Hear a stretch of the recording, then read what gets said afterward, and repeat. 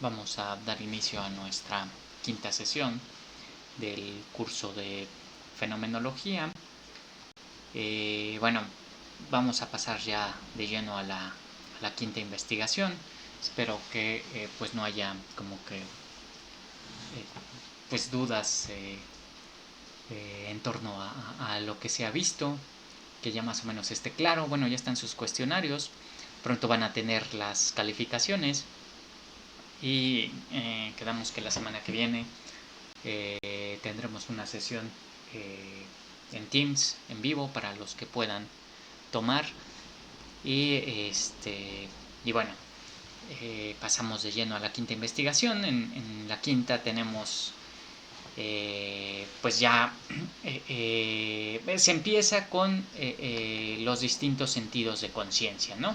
La quinta investigación trata sobre los distintos tipos de conciencia, de los sentidos, ¿no? Y bueno, a lo mejor se preguntan, pero ¿por qué se pasa de los análisis más bien lógicos, como los que estábamos viendo en la primera investigación, a el análisis de las vivencias y de la conciencia en la quinta investigación? Y es justamente porque Husserl se da cuenta de que a los actos significativos corresponden los significados como unidades ideales, y estas no son otra cosa más que un momento ideal de los actos, ¿no? Entonces, recuérdese que el correlato ideal objetivo del significado ideal es el acto significativo, y del significativo impletivo el cumplimiento significativo, ¿no? Espero que esas distinciones ya estén claras, ¿no? En los actos de dar sentido o actos significativos tenemos la intención significativa, el significado como tal, la referencia objetual y el cumplimiento significativo, ¿no? Entonces, que no son lo mismo, pero todo está fusionado. Por eso se vuelve necesario para el esclarecimiento fenomenológico ocuparse de los análisis descriptivos de los distintos tipos de vivencia, con lo que se encontrará el origen del concepto de significación y significado in especie, así como de sus diversas variedades. Que el significado sea lo que es se debe al acto significativo, vivencia intencional de dirigirse mediante significados a sus objetos, y no al objeto, como ya se mostró, ¿no? Eso es muy importante. No es la referencia la que da, la que permite caracterizar la esencia de los actos significativos, sino es justamente el significado. El significado tanto en su sentido ideal como en su sentido de intencional e impletivo. Aunque el impletivo, recuerden que puede faltar, ¿no? Pero es a lo que tienden. El cumplimiento significativo es algo a lo que tienden las intenciones significativas. Falta entender entonces lo propio de los actos, ¿no? En general. Y si se empieza por el esclarecimiento de los distintos sentidos de conciencia, se debe a que los actos son operaciones de conciencia. Pero ¿en qué sentido son operaciones? ¿Y qué quiere decir conciencia? ¿No? Bueno, si se pasa de uno a otro y que parece tan diferente, es porque los acto significativo, o el acto de cumplir sentido, cumplimiento, el acto impletivo, pues son operaciones de la conciencia. Y ahí operaciones es un concepto que también se va a esclarecer fenomenológicamente. Recuérdese que conciencia no se está entendiendo pues el sustrato material. Y bueno, por eso se pasa, ¿no? Se empieza con haciendo referencia a la ya citada distinción entre fenómenos físicos propios del mundo en su sentido natural y fenómenos psíquicos que son propios de la vida de conciencia o psique. Y se parte de tres definiciones de conciencia, ¿no? que van a englobar a la perfección sus distintos sentidos y a partir de los cuales gira pues gran parte de la quinta investigación lógica, ¿no? Y voy a citar uno, conciencia como la unidad, ahí es Bestand, real, real, fenomenológica total del yo empírico, consistencia fenomenológica como el entretejido de vivencias psíquicas en la unidad de la corriente de vivencias, ¿no? O de su propio curso, ¿no? Entonces, bueno, ahora sí voy a recurrir a esto para que no haya problemas en las definiciones y en las palabritas en alemán, algunas de las cuales pues les voy, pues yo voy a como a tratar de explicar algunas cosas, ¿no? Ahí, bueno, Bestand no es tan importante la palabra, real, sí hay dificultades con la palabra real en nuestro idioma, porque, bueno, en alemán está esa que están viendo, real, con doble L, pero también existe la palabra real, así como se escribe en nuestro idioma, y además existe la palabra de origen germano, que es Wirklich, ¿no? Y de ahí que tengan Wirklichkeit y Realität, ¿no? Realität, y nosotros tenemos solo real, realidad, etc. Entonces eso causa muchos conflictos a la hora de traducir, pero como ya he mencionado, lo importante no es tanto la palabra en alemán, sino lo que quiere decir. Y si hacemos referencia a los conceptos en alemán, es justamente para evitar ambigüedades, ¿no? Ambigüedades. Entonces, bueno, ahorita voy a explicar eso, voy a terminar la cita de las tres definiciones. La segunda definición es conciencia como el percatarse interno de sus propias vivencias.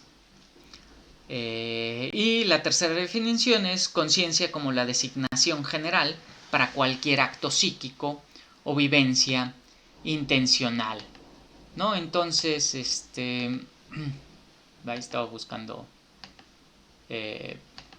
Husserliana, no la tengo aquí, pero bueno, vamos a explicar los sentidos y las diferencias de estas definiciones. Y hay que decir que bueno, lo primero es que la conciencia no es un sustrato ni en sentido ideal ni material. Por ello tampoco puede ser confundida con la mente o con los procesos neuronales de la misma, si bien, como ya se ha mencionado, estos sirven de base. No es una cosa o un ente, es más bien la unidad resultante del proceso de entrelazamiento o entretejimiento de sus propias vivencias en el fluir de estas mismas. Si aceptamos que la conciencia es el entrelazamiento del flujo de vivencias, la pregunta que se impone es ¿qué se entiende por vivencia? En términos muy generales y partiendo de una definición diltheyana, vivencia quiere decir los contenidos de la vida. No se olvide que vivencia es un neologismo tanto en alemán como en español y que se refiere a lo vivido. De ahí que sea el contenido de conciencia, ¿no? Las vivencias son el contenido de las vivencias, ¿no? O, pues dicho muy simple, aquello que ha sido vivido, o lo vivido en general. Pero Husserl parte de un ejemplo para ilustrar el concepto de vivencia en su sentido fenomenológico, ¿no? La percepción de una pared roja, por ejemplo, al desglosarla, nos topamos con los elementos de toda vivencia intencional, como contenido vivido, ¿no? Sería el rojo sentido, cualidad aprendida, que es el rojo percibido, y objeto intencional, la pared roja en tanto apareciente. La pared real y el rojo objetivo de la misma no son vividos, sino únicamente su aparecer en una vivencia perceptiva. Ello porque mi percepción de la misma puede revelarse con posterioridad como una alucinación o un engaño. Yo soy consciente de mi percepción de la pared roja, y aquí conciencia en su segundo sentido, o sea, como percatarse o darse cuenta de sus propias vivencias. Mas no vivo la pared roja. Vivo mi vivencia intencional, perceptiva, de la misma. Una cosa es la cualidad objetiva del rojo y otra su correlato, la vivencia de este. El rojo de la pared no existe como vivencia, a diferencia de las sensaciones y aprehensiones visuales de rojo que son indubitablemente conscientes, ¿no? Y voy a recurrir a otra cita. El color visto, esto es, el color que en la percepción visual aparece con y en el objeto aparente como una unidad de este, y que es puesto en unidad con este como existiendo actualmente, si existe de algún modo, no existe ciertamente como una vivencia, pero le corresponde en la vivencia, esto es, en el fenómeno perceptivo, un elemento real. Fin de la cita. Desde luego que esto hace pensar en las clásicas distinciones entre cualidades primarias y secundarias o cualidades objetivas y subjetivas, de las cuales siempre se vuelve problemático cómo es que se conectan. De ahí que la fenomenología se restrinja a los fenómenos en tanto que son lo que aparece, y a las vivencias en tanto que esto que aparece es vivido por alguien. Es en esto en lo que la fenomenología busca las estructuras esenciales del aparecer. Aunque bueno, ahí el concepto de fenómeno también es problemático, pero se va a tematizar. Yo creo que en esta clase todavía alcanza. Explicando con otras palabras, cito, como pertenecientes a la conexión de la conciencia, vivimos los fenómenos. Como pertenecientes al mundo fenoménico, se nos ofrecen aparentes las cosas. Los fenómenos mismos no aparecen, son vividos, ¿no? Y bueno, ahí también en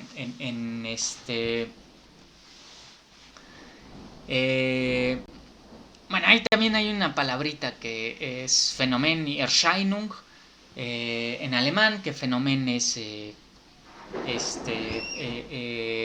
igual de origen latino, Erscheinung de origen germano, se les usa como sinónimos, pero no son exactamente sinónimos. Y para facilitar aquí, Phänomen por fenómeno, Erscheinung por lo que aparece,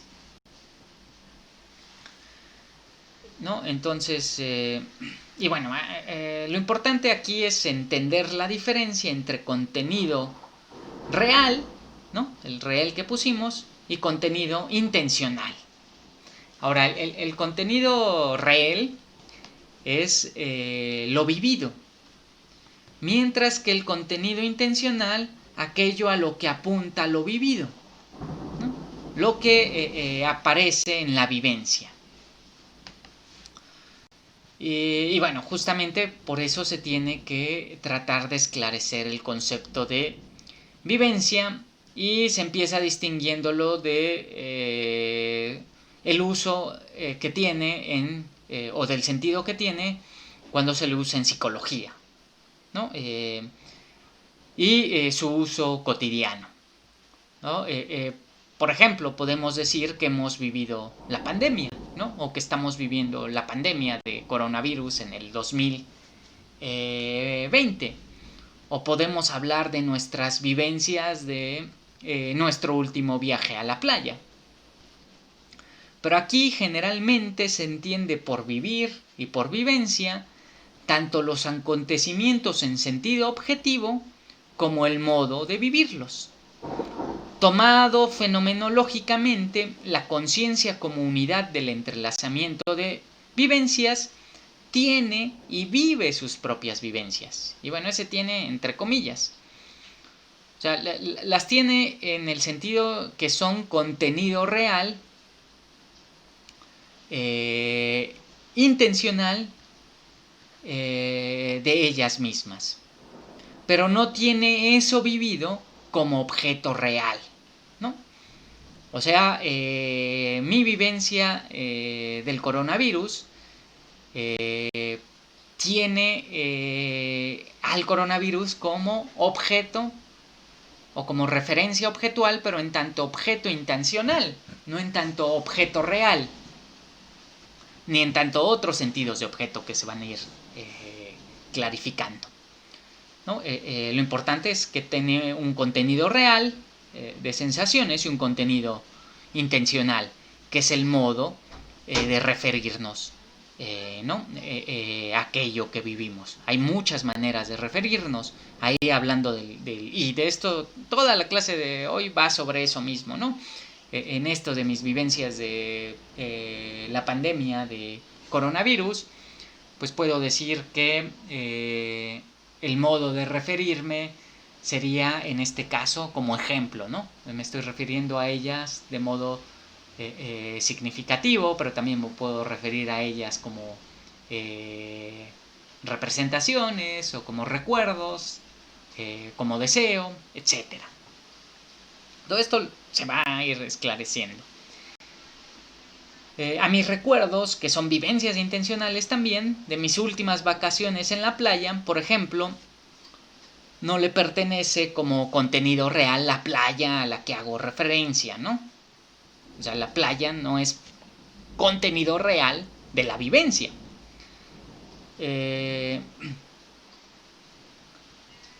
Mi recuerdo es vivido por mí gracias al contenido material, las sensaciones rememorativas, al contenido intencional, aprehensión rememorativa o cualidad del acto rememorativo, y al objeto intencional, la playa recordada, ¿no? Entonces, la playa forma parte de la vivencia, sí, pero como objeto intencional. Como objeto intencional. Pero ni el contenido material, ni el intencional, ni el objeto intencional son las cualidades objetivas de tal playa. Ahora, y esto es de ahí esta idea de el a priori de la correlación, sin embargo, el modo en que aparece y el modo en que se me da la playa, pues sí corresponde a las cualidades objetivas en otro sentido, ¿no? No en ese sentido de un realismo ingenuo, de que la playa es en sí misma tal cosa, ¿no? La playa en sí misma, pues, se da desde distintos aspectos, desde distintas formas, desde distintas estaciones del año, etc. Por esta razón, si la conciencia es la unidad del entrelazamiento de vivencias, se debe a que ella no es otra cosa más que esas vivencias en las cuales y a través de las cuales vive lo que vive. El todo de vivencias es tanto el yo como la conciencia.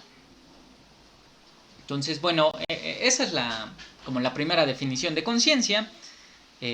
Apenas vamos a pasar a las otras dos, pero con esa ya tenemos la primera idea de que la conciencia no es una cosa, no es algo, no es la mente, ¿no?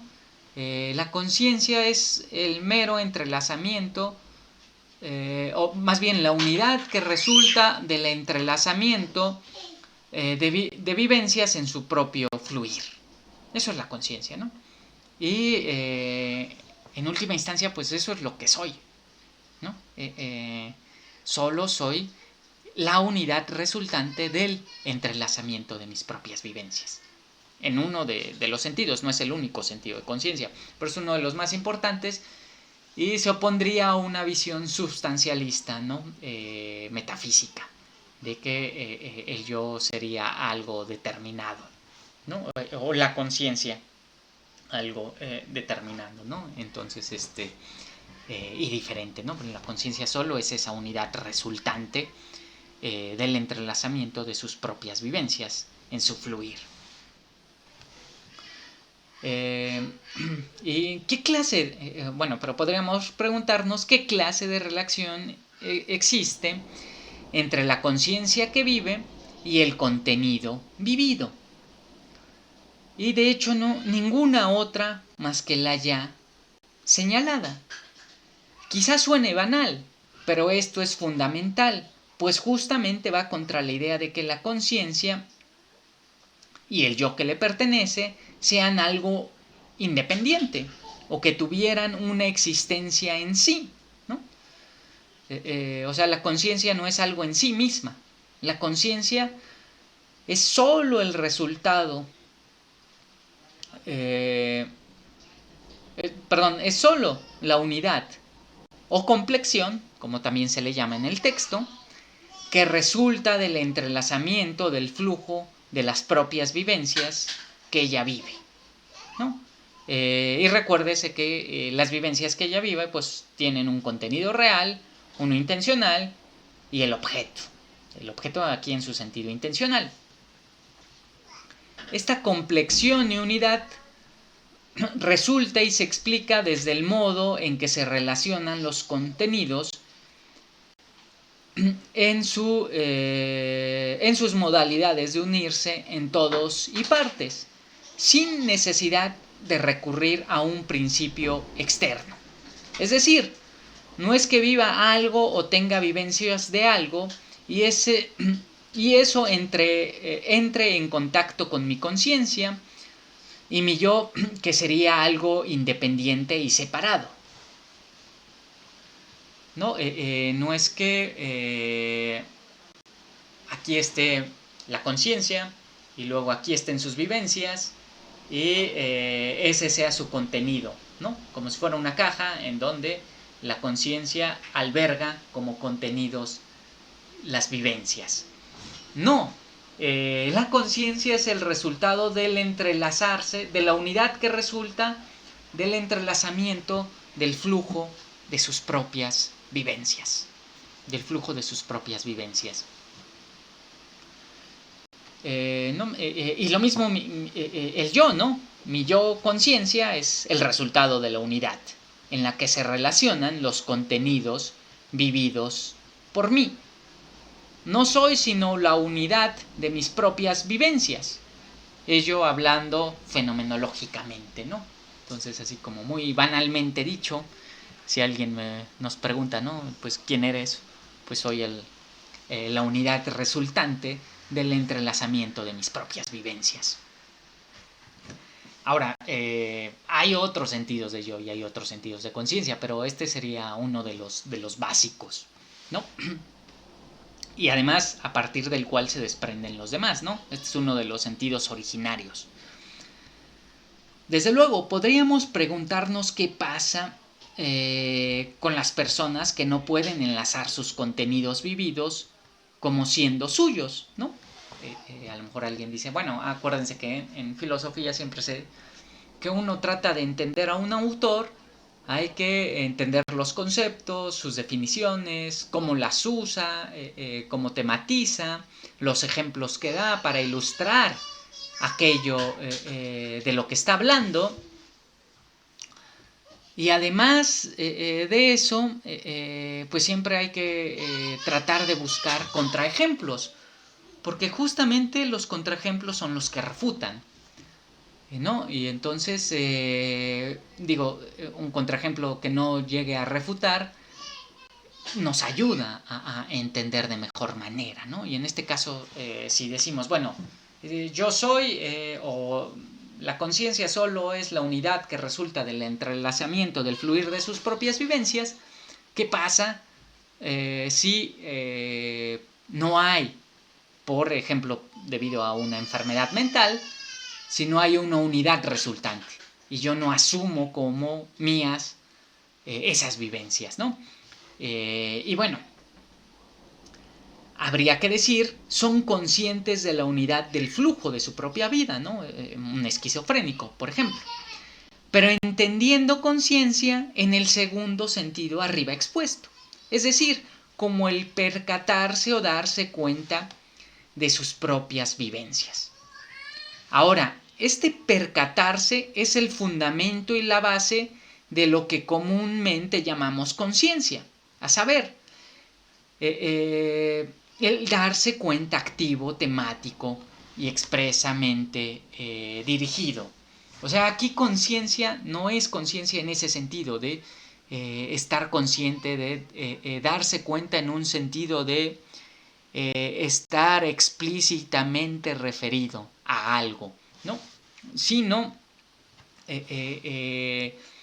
soy consciente de mi vida no en tanto que me doy cuenta de ella en una reflexión teórica.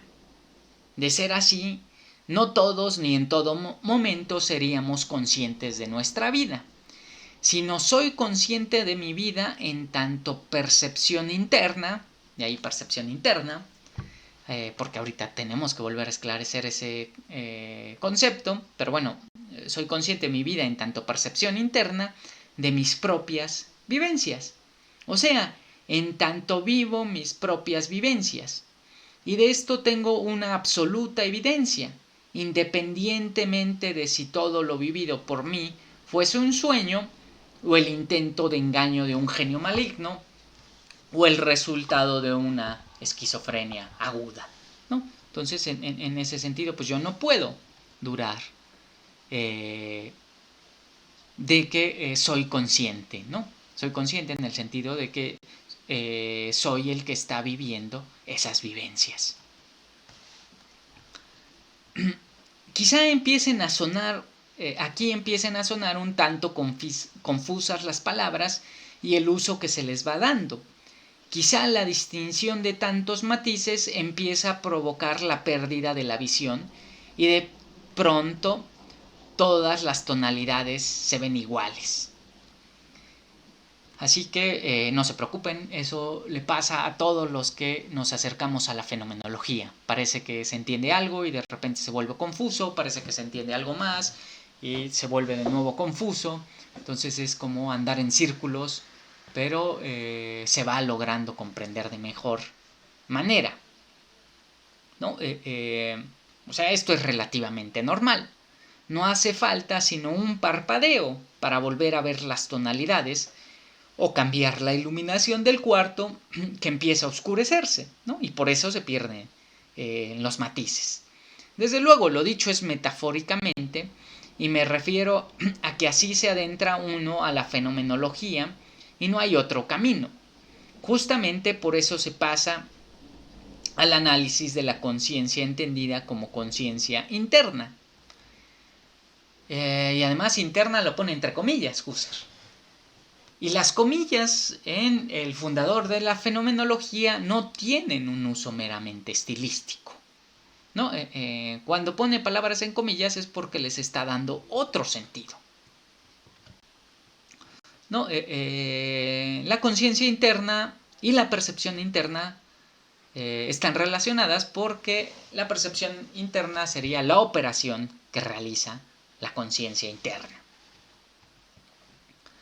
Recuérdese lo expuesto en clases anteriores entre la famosa oposición entre percepción interna y externa, entendiendo por la primera el hecho de vivir eso hacia lo que se está dirigido, mientras que la segunda, el percatarse, percibir, aunque sí sería más bien percatarse, aquello a lo que se está dirigido.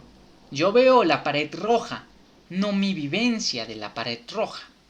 Esto segundo, mi vivencia, lo por mí vivido como percepción, remite al segundo sentido de conciencia, como darse cuenta de o percatarse de.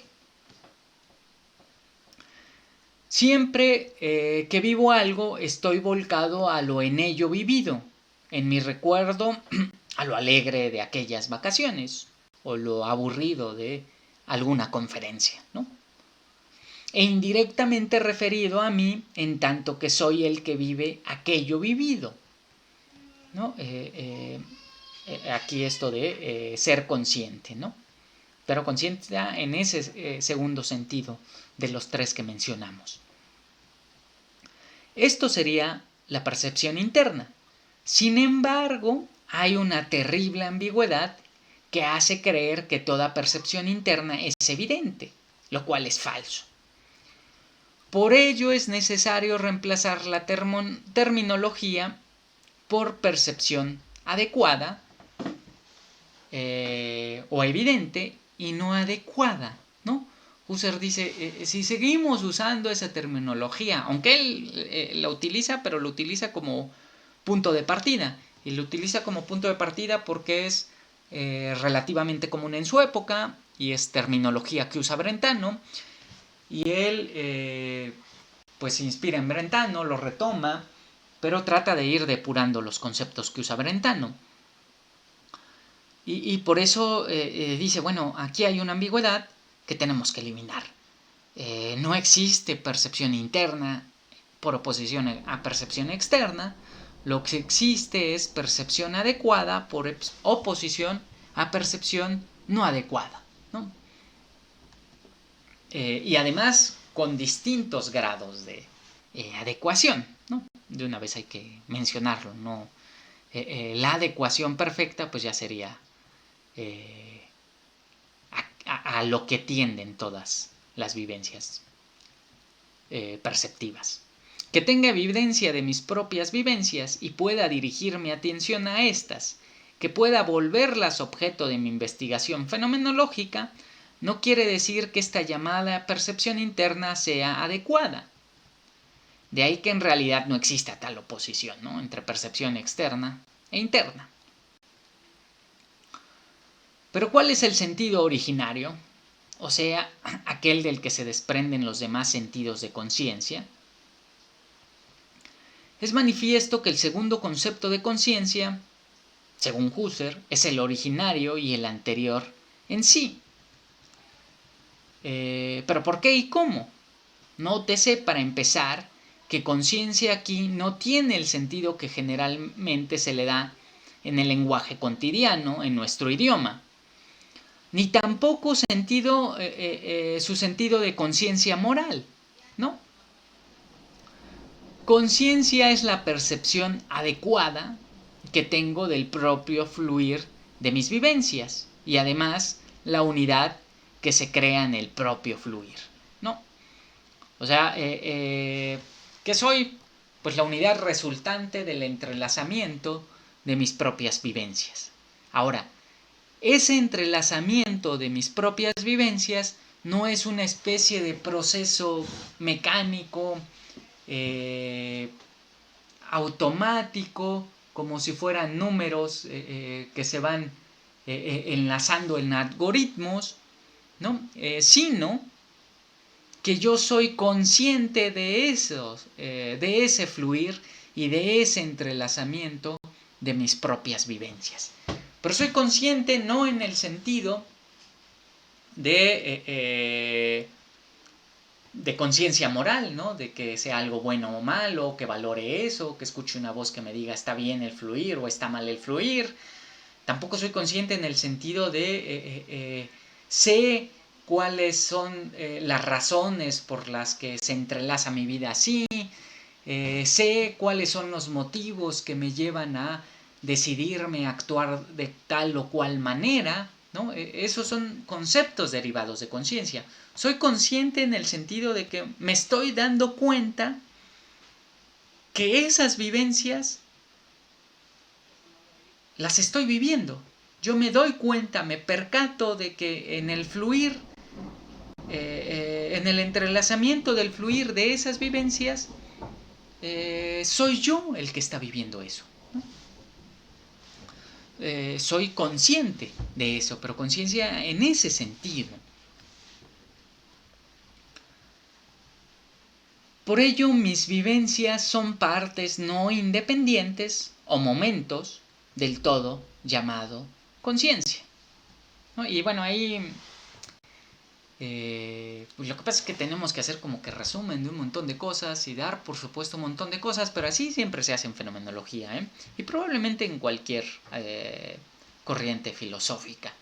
No hay otra manera de adentrarse más que pues por partes, ¿no? Es como, incluso en la analogía esta de yo solo veo un perfil del objeto, y si quiero conocer a ese objeto, pues tengo que verlo de todos los perfiles, en distintos ángulos, con distintas eh, iluminación, en distintos lugares, etcétera. Pues lo mismo con la fenomenología, ¿no? Uno va accediendo como por perfiles a ella hasta que va entendiendo de mejor manera. Y bueno, aquí hice referencia a esto porque Husserl tiene toda una teoría del todo y las partes, ¿no? Está en la tercera investigación lógica, es una mereología, ¿no? Que la mereología justamente es eso, teoría del todo y las partes, en donde explica los distintos tipos de todos y de partes. Y la conciencia y sus vivencias, ¿no? La conciencia como el resultado, la unidad resultante del entrelazamiento de sus propias vivencias, pues es un tipo de todo, en donde las vivencias son momentos o partes no independientes del todo, que es la conciencia. Lo importante en este parágrafo, ¿no? Que iríamos más o menos por el 6, es el ensanchamiento del concepto de vivencia. Pues este no incluye únicamente la autorreferencia de la conciencia a sí misma, ¿no? O autoconciencia, ¿no? También podríamos decir que ese segundo término de conciencia de Husserl, lo podríamos traducir por autoconciencia, ¿no? El percatarse de sí, ¿no? El percatarse de que esas vivencias, soy consciente de ellas en el sentido de que soy yo el que las vive. ¿No? Y no solo conciencia como aquello de lo que se es consciente, o sea, aquello a lo que intencionalmente está dirigida. La conciencia en su percepción de la pared roja, por ejemplo, es consciente tanto de sí misma, percibiendo la pared, como la pared a la que se encuentra dirigida, ¿no? Ese doble sentido de conciencia. Tanto se percata de que percibe a la pared, como percibe a la pared. La pared, en tanto objeto intencional, es también parte de la vivencia, aunque recuérdese que no es una parte real, ¿no? Porque si la pared fuera parte real, pues caemos en todos los problemas que en la primera investigación lógica espero que ya hayan quedado resueltos, ¿no? Si eso pasara, entonces quiere decir que para que yo pueda mentar significativamente algo, debo de tener eso algo que miento en representaciones internas, ¿no? En la mente. Debo de tener imágenes de el círculo cuadrado que miento. Ahora, yo no tengo ninguna imagen cuando hablo del círculo cuadrado. El círculo cuadrado son meras menciones vacías. No hay ninguna imagen mental que me posibilite hablar del círculo cuadrado. Por eso, el objeto no es parte real de la vivencia, ¿no? De ahí que yo no pueda dudar de mis propias vivencias. Quizá la pared es azul y debido a un truco de iluminación la vea roja, ¿no? Bueno, eso sería difícil. Sería más fácil pensar, es blanca y está iluminada por focos rojos, entonces la veo roja. Pero al rato vuelvo a pasar y está iluminada por focos azules y la veo azul. O quizá estoy alucinando y no hay pared, ¿no? Pero fenomenológicamente hablando, no puedo dudar de mi vivencia de la percepción de la pared roja. Esta es indubitable y absolutamente cierta, ¿no? Que yo estoy viviendo eso, de eso no puedo ponerlo en duda, y en eso que estoy viviendo puedo encontrar las estructuras esenciales del modo que vivo, aquello que vivo. Y de eso se encarga la fenomenología, ¿no? Aunque también hay que decir que en última instancia la fenomenología logra salirse de esos presupuestos tanto racionalistas como empiristas que nos hacían dudar de la experiencia, ¿no? ¿Cómo sé que va a ser así? Bueno, en realidad en la fenomenología pues sí hay un estilo de la experiencia, y ese estilo de la experiencia es indudable, ¿no? Yo puedo dudar de esta o aquella experiencia en particular, pero no puedo dudar de la experiencia como una totalidad. Como una totalidad. Bueno, pero ¿qué es lo que da unidad a este flujo de vivencias que es mi conciencia? ¿No? Aquí no podemos adentrarnos en el tema a detalle, como tampoco lo hace el filósofo Moravo. Solo podemos decir que esto remite al tiempo en su sentido fenomenológico. O sea, ahí Husserl dice, bueno, la conciencia no es más que la unidad resultante del entrelazamiento del flujo de las vivencias, ¿no? Y esas vivencias, pues yo soy consciente de esas vivencias. La conciencia tiene esos dos sentidos, que son los dos que hemos visto, ¿no? Falta el tercer sentido de vivencia, pero dentro de esos dos conceptos de vivencia, yo me percato de ese fluir de mis propias vivencias. O sea, no es un fluir meramente mecánico, uno tras otro e indiferente, como quizá sería el análisis de datos que realiza una computadora por algoritmos, ¿no? Ahí pensando en esto de la inteligencia artificial. Bueno, pues la inteligencia artificial, por si no lo saben, pues lo que hace es, mediante algoritmos, reconocer patrones. Bueno, eso de por sí ya se podía hacer desde hace muchísimo tiempo, eso no hay gran novedad, ¿no? Reconocer patrones, pero, y por eso se le llama así inteligencia artificial, además de reconocer patrones, puede crear nuevos patrones a partir de los patrones que reconoció. Pero bueno, justamente en este sentido fenomenológico no sería consciente porque no se percata de los patrones que está creando, ¿no? Ahora, ese percatarse es muy peculiar y quizá no se... Digo, es una manera como muy vaga de decirlo, y hay que estar como regresando, volviéndolo a mencionar. Pero bueno, es que eso tiene que ver con el tiempo y con las leyes del tiempo. Ese es un tema que a mí me gusta mucho, ¿no? Que trabajé mucho, que sigo trabajando. Mi tesis doctoral fue del tiempo. No me voy a meter a explicar aquí el tiempo y esas cosas, pero lo que sí puedo decir es que las leyes, más bien lo que sí puedo decir es que esa unidad resultante del entrelazamiento del flujo de mis propias vivencias no es el resultado de algo extrínseco a ese propio fluir. No es recurriendo a un principio exterior, ¿no? Como podría ser Dios, o el motor inmóvil, o la causa, o lo que quieran, ¿no? Un arjé ahí, lo que posibilita esa unidad. Lo que posibilita la unidad resultante del entrelazamiento de mis propias vivencias es ella misma. Ahora, eso es un tema súper complejo.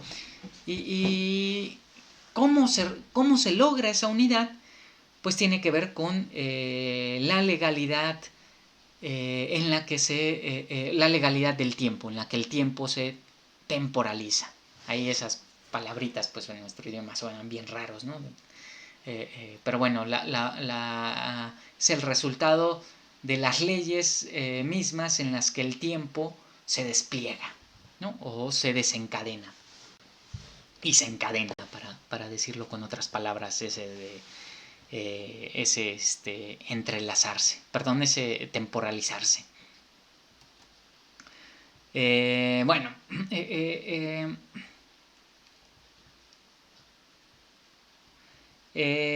Aquí Husserl entra en algunas discusiones sobre si hay un yo puro o no hay un yo puro, ¿no? Que no son tan importantes porque Husserl más adelante va a decir que si hay un yo puro. ¿No? En un primer momento no cree que haya un yo puro, más adelante se da cuenta que si hay un yo puro, y de hecho medio lo vamos a tocar ahí de pasada en ideas. Pero bueno, eso se puede omitir, ¿no? Se puede omitir.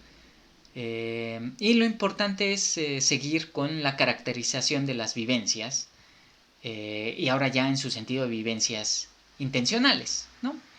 Y es aquí donde se explica esa famosa definición de conciencia que pues se usa un montón, ¿no? Siempre que se habla de fenomenología se dice, bueno, la fenomenología habla de que la conciencia es conciencia de, ¿no? Y conciencia de remite al tercer sentido a la tercera definición de conciencia que dimos empezando esta sesión, ¿no? A partir de esa cita. Para explicar el concepto de intencionalidad, el fundador de la fenomenología se remite a la distinción brentaniana, nuevamente, entre fenómenos físicos y psíquicos, ¿no? Ya hemos hablado de ellas, aunque tiene sus ambigüedades, se puede volver a tematizar. Sería muy interesante incluso hacer una especie de seminario, ¿no? Curso solo de los matices de eso. Pero bueno, aquí la idea es que tengan un panorama general de toda la fenomenología. Y si bien se rechaza por ser ambigua, ¿no? Ahí lo leen y Husserl dice, no, no vale la pena hablar de fenómenos psíquicos y físicos, porque no se puede delimitar claramente una esfera de otra, ¿no? Husserl dice, hay fenómenos, si seguimos las definiciones de Brentano, pues hay fenómenos físicos que son psíquicos y a la inversa, ¿no? Y bueno, por eso digo, es importante siempre estar pensando en contraejemplos, porque si uno encuentra un contraejemplo, pues refuta la teoría que se está exponiendo, o al menos en parte, ¿no? Se tiene que, pues, pues sí, tiene que tomar en cuenta ese contraejemplo para explicar por qué no sería un contraejemplo. Lo importante de esta distinción para Husserl es el descubrimiento de la intencionalidad, ¿no? La intencionalidad es la esencia de lo psíquico, ¿no? Husserl diría, eso es lo fundamental de ese concepto. Un ser psíquico solo lo es gracias a las vivencias intencionales, es decir, no solo a que tiene sensaciones. Esas van a ser las vivencias no intencionales, las sensaciones que tengo. Sino a que aprende dichas sensaciones y se dirige de un modo concreto que presenta lo por ellas sentidas. Y este es el campo de investigación fenomenológica, pues en el estudio de las estructuras esenciales de las mismas, en la legalidad intrínseca a ellas, encontramos aquello de lo que se ocupa, ¿no? La fenomenología. Entonces, y bueno, ya se pasa justamente al concepto de vivencia intencional, ¿no? Los fenómenos psíquicos pues dejan de ser fenómenos psíquicos y más bien tienen que ver con la intencionalidad. Eso es lo importante de ellos. Y aquí pues viene esa otra famosa distinción. Viene esta famosa cita, ¿no? De que en la percepción es percibido, empiezo la cita, en la percepción es percibido algo, en la representación imaginativa es representado imaginativamente algo, en el enunciado es enunciado algo, en el amor es amado algo, en el odio es odiado algo, en el apetito apetecido algo, etc. Lo característico de los así por Brentano llamados fenómenos psíquicos es la intencionalidad, la conciencia de. Y aquí Husserl cita a Brentano para tratar de terminar de esclarecer esto, ¿no? Voy a citar a Brentano también, esta cita que dice: todo fenómeno psíquico está caracterizado por lo que los escolásticos de la Edad Media han llamado la inexistencia intencional o mental de un objeto, y que nosotros llamaríamos, si bien con expresiones no enteramente inequívocas, la referencia a un contenido, la dirección hacia un objeto, por el cual no hay que entender aquí una realidad o la objetividad inmanente. Todo fenómeno psíquico contiene en sí como objeto algo, aunque no todo del mismo modo. Fin de la cita. Lo que importa a Husserl son las modalidades de referencia intencional y la referencia intencional. De esto, bueno, y de hecho de esto ya se hizo mención, ¿no? O sea, esto que estamos tematizando, Husserl ya lo estuvo aplicando en la primera investigación lógica cuando estuvimos haciendo todas las distinciones. Y si entendieron esas distinciones, pues les va a ser más fácil entender estas diferencias. ¿No? Es decir, todo acto es vivencia desde un modo de conciencia que corresponde al modo de darse del objeto y que se refiere a un objeto. Los actos significativos, por ejemplo, ¿no?, que son los que ya analizamos, se refieren mediante intenciones significativas a su objeto mentado o significado, ¿no? Y ahí está esa distinción. Bueno, sí, el acto significativo tiene una intención significativa, esa intención significativa tiene un significado, ¿no? Usa un significado para poder intencionar mediante significados aquello a lo que se refiere, ¿no? Que es su objeto, su referencia. Pero lo importante es el modo de referirse, ¿no? El modo de referirse intencional a su objeto es la característica esencial de cada acto. Así podemos referirnos mediante actos desiderativos, actos judicativos o actos rememorativos o actos significativos, que es el que acabamos de usar de ejemplo. Podemos referirnos al mismo objeto, pero este mismo objeto es el mismo en un sentido ideal, pero en otro sentido no, porque según el modo de referencia intencional, ese objeto se da como, ese objeto referido aparece como objeto deseado, como objeto juzgado o como objeto rememorado o como objeto percibido, ¿no? En el caso de una percepción, de un acto perceptivo. Desde luego, la mayoría de los actos son vivencias complejas, es decir, las modalidades intencionales o intenciones, así las llama Husserl, están entrelazadas. A la vez que deseamos, imaginamos y juzgamos, por ejemplo, ¿no? Entonces, la labor de la fenomenología es desenmarañar pues ese entretejido en el modo en que vivimos nosotros, ¿no? Vivimos con vivencias, las vivencias, pues en este caso vivencias intencionales, son actos, percibimos cosas, amamos cosas, recordamos cosas, deseamos cosas, etcétera, etcétera. Y luego todo eso está entrelazado. Y hay que separarlos para poderlos clasificar y encontrar sus estructuras esenciales. De hecho, las estructuras esenciales de los actos significativos, pues ya las mencionamos en la primera investigación lógica, aunque sea en términos generales, ¿no? Porque, también podría ser todo el curso solo sobre la primera investigación lógica y sobre significado, sentido, pero bueno, lo importante para mí es un panorama general. Y bueno,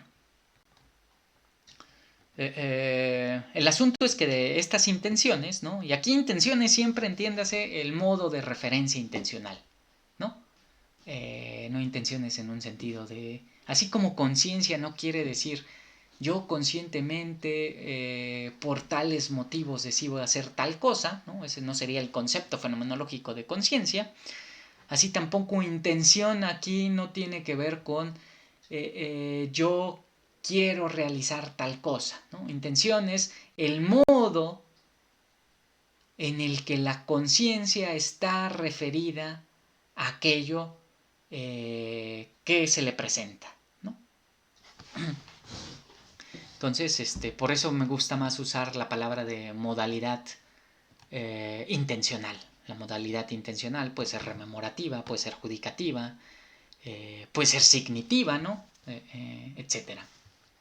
También podemos referirnos a las cosas mediante meros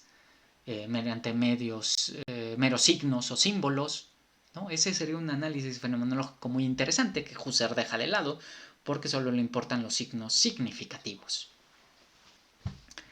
Y bueno, de estas modalidades intencionales podemos encontrar su esencia, con toda certeza, pues son modalidades a priori necesaria de toda conciencia.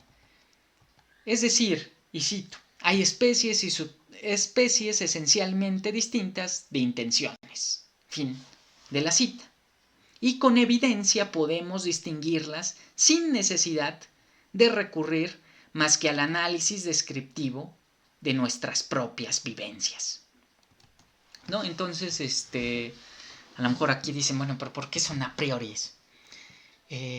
Justamente porque las intenciones, aquí el modo de referencia intencional, que puede ser la intención significativa, ¿no? O el acto rememorativo, y su objeto que es lo recordado, o su objeto que es lo mentado, dependiendo del acto del que estemos hablando, no dependen de generalizaciones empíricas, ¿no? Sus estructuras esenciales no las encontramos mediante inducciones en el sentido empírico, sino a una manera análoga a cómo la matemática encuentra la legalidad de los números, ¿no? La legalidad de los números, pues esa sería la matemática. La legalidad de cómo se enlazan de forma lícita los números. Bueno, así, eso análogo lo podemos hacer de las vivencias. De las vivencias, porque aquí ya no las estamos pensando en su sentido material, sino en su sentido fenomenológico. Y entonces, pues sí tenemos especies, subespecies, ¿no? Dentro de los rememorativos, pues hay distintos actos rememorativos. Dentro de los actos significativos, pues hay distintos actos, subespecies de esas modalidades de referencia de la conciencia. ¿No? No solamente los juicios, hay juicios afirmativos, ¿no? También hay órdenes y otros modos de, mediante significados, referirnos a las cosas.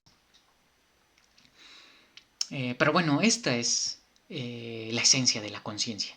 ¿Qué es la conciencia? Bueno, ya dijimos, el entrelazamiento, la unidad resultante del entrelazamiento del flujo de sus propias vivencias. Eso es un sentido. El otro es el percatarse de ese entrelazamiento, es decir, no es un entrelazamiento anónimo, sino es un entrelazamiento del que soy consciente, y consciente en ese sentido fenomenológico. Y por último, ese ser consciente es siempre desde vivencias intencionales. Si no hubiera vivencias intencionales, no sería consciente. Porque siempre soy consciente de algo. Y en ese de algo indirectamente soy consciente de que yo soy el que vive ese de algo. Pero bueno, por eso la intencionalidad es también algo esencial a la conciencia. Y la intencionalidad es este modo intencional de referencia a los objetos. Y por eso, ¿no? Por eso aquí se pasa a esa distinción, más bien al esclarecimiento y discusión del concepto de objeto mental o inmanente para pues distinguirlo claramente del objeto en su sentido intencional, ¿no? Ahora, aquí lo que Husserl va a decir es que pues no existen objetos mentales. No existen objetos mentales, no existen objetos inmanentes. Lo que existen son objetos intencionales, pero no existen objetos mentales. Y eso claramente para distinguir a la intencionalidad tal cual lo había entendido Brentano, ¿no? Brentano y la Edad Media. La Edad Media sí entendió a la intencionalidad, ¿no?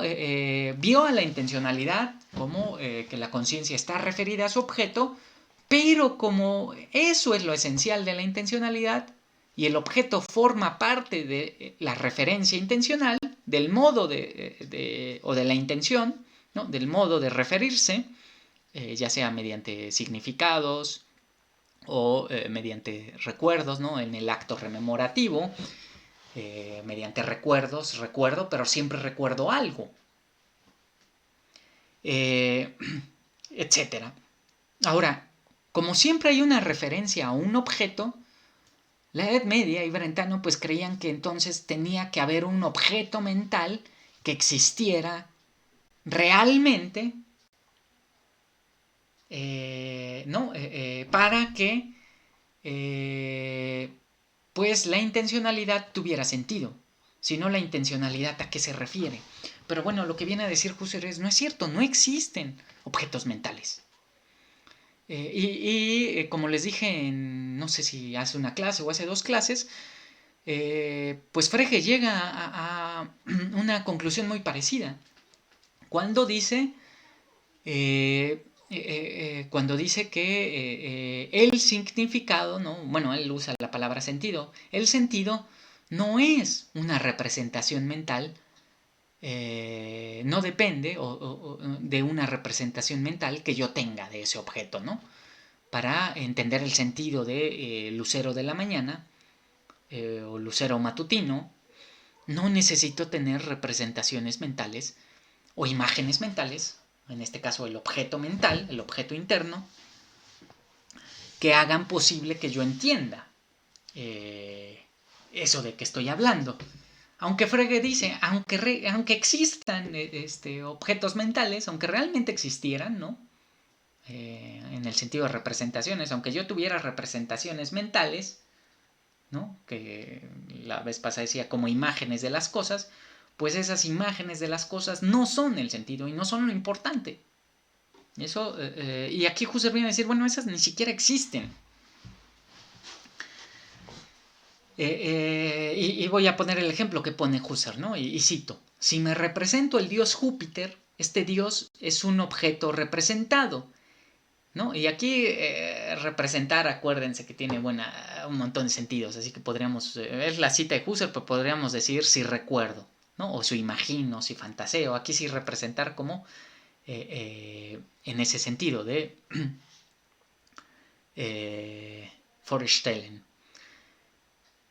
Pero bueno, si me represento el dios Júpiter, este dios es un objeto representado, está presente inmanentemente en mi acto, tiene en él una inexistencia mental, o como quiera que digan las expresiones, erróneas, si se las interpreta en su sentido propio, ¿no? Por eso les digo, Husserl viene a decir, están equivocados los medievales y está equivocado Brentano.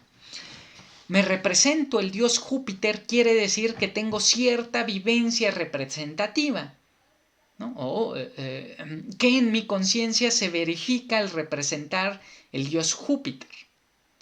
Eso quiere decir, me represento. Descompóngase como se quiera en un análisis descriptivo esta vivencia intencional, nada semejante al dios Júpiter se puede hallar naturalmente en ella.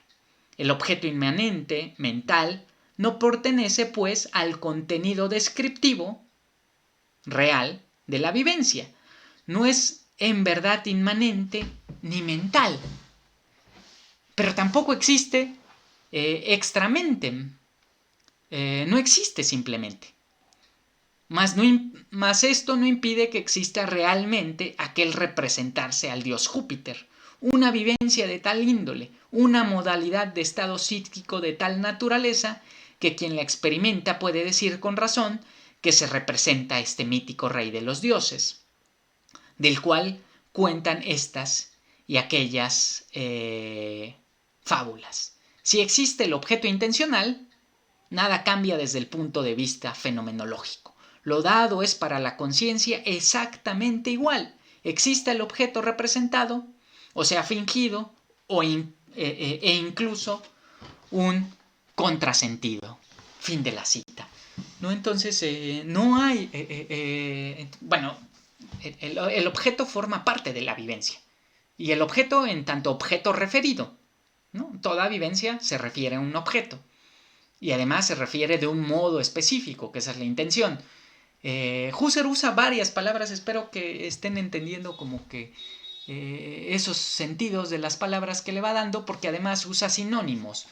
Contenido material son las sensaciones, y las sensaciones son las vivencias no intencionales. Contenido intencional es el carácter de acto o la aprehensión.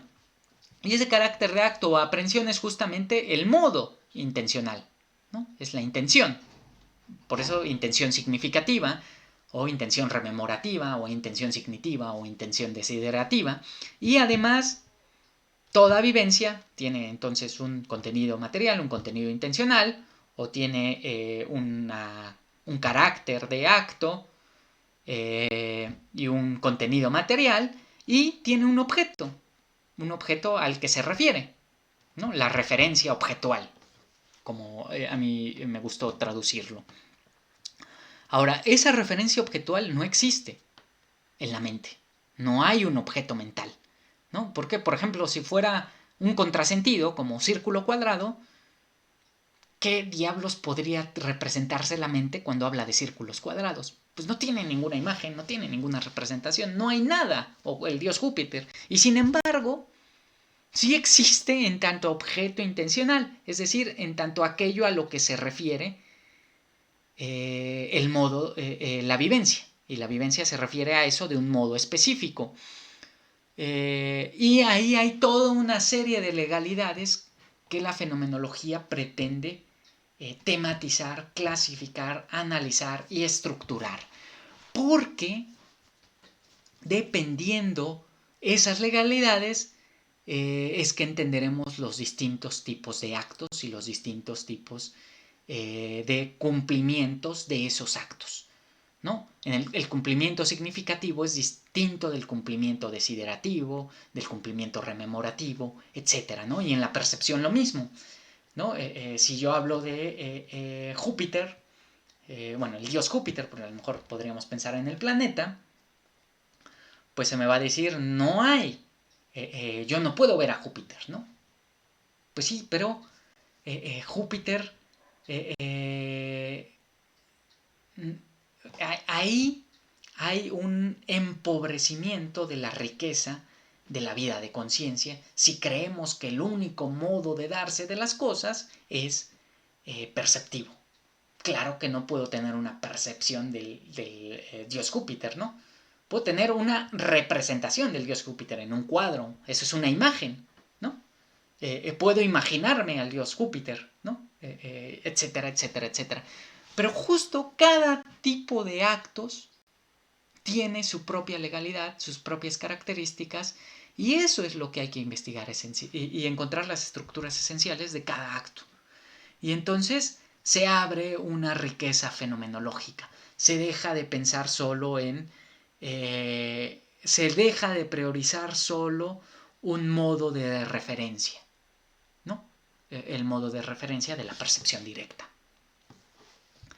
Pero bueno, espero que pues más o menos sí se vaya entendiendo lo que se va explicando. De momento creo que aquí hay que dejarlo. Son cuestiones bien difíciles. De hecho estaba viendo que para lo que les puse como quinta sesión fueron demasiados parágrafos. Estoy omitiendo algunas cosas. Y bueno, pues lo demás lo voy a tener que dejar de lado, ¿no? Quizá algunas referencias pues más... pues quizá algunas referencias que sí son importantes de esa investigación las haga al comienzo de la siguiente sesión. Y pues nos vemos bueno, más bien me ven para la próxima sesión, aunque sí nos vamos a ver, ¿no? Para esta sesión de retroalimentación.